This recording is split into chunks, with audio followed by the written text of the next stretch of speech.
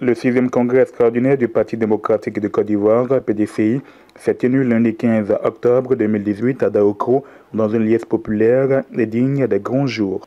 Ce congrès fut ponctué par la présence de plusieurs formations politiques de l'opposition aux côtés du PDCI. Afin Guesson, Agnès Monet et Marcel Gossio du FPI, Anaki Kobenon, fondateur du MFA, Bamba Moriféré, président du RPC, Niamien Konon, président de la Nouvelle-Côte d'Ivoire, Henriette Lagou du RPCP, Monique Bekia, présidente du Leader, Ouattara Mack, président des Soroïstes, le Kadi Loko, représentant le président de l'UPC, Maître Soro Brahima, étaient présents.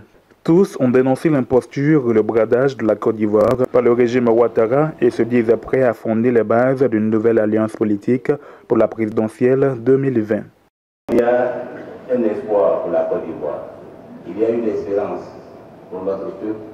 Et cette espérance se trouve dans une nouvelle alliance pour boucler la liste. C'est-à-dire l'alliance entre le PDCI-RDA et le Front populaire ivoirien. À cette présence, il convient d'ajouter celle de Afoussata Bamba Lamine, ex-ministre de la Communication, représentant le président de l'Assemblée nationale, Guillaume Soro. Cette forte présence de l'opposition ivoirienne a contrasté avec l'absence de certains cadres du parti, passés désormais sous pavillon Ouattara. Ce sont Daniel Kablan-Dinkan, vice-président de la Côte d'Ivoire, Adjomane Kwasi Pascal, Fofana Siandou, Amicha François, Aka Aoulé et bien d'autres qui semblent désormais avoir choisi le RHDP unifié de Alassane Ouattara. Dans son discours de clôture, Henri Konan Bédié a d'emblée félicité les nombreux élus de son parti aux dernières élections locales, non sans dénoncer les tentatives d'inversion des résultats dans plusieurs localités.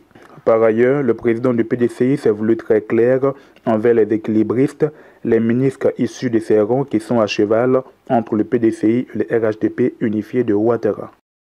Que cherche désormais la transhumance, le mouvement, la duplicité et l'équilibrisme politique déconcertant qui affaiblissent notre combat pour une Côte d'Ivoire rassemblée et réconciliée. Il n'est pas possible d'être à la fois militant du PDCI-RDA et militant du RHDP, parti unifié.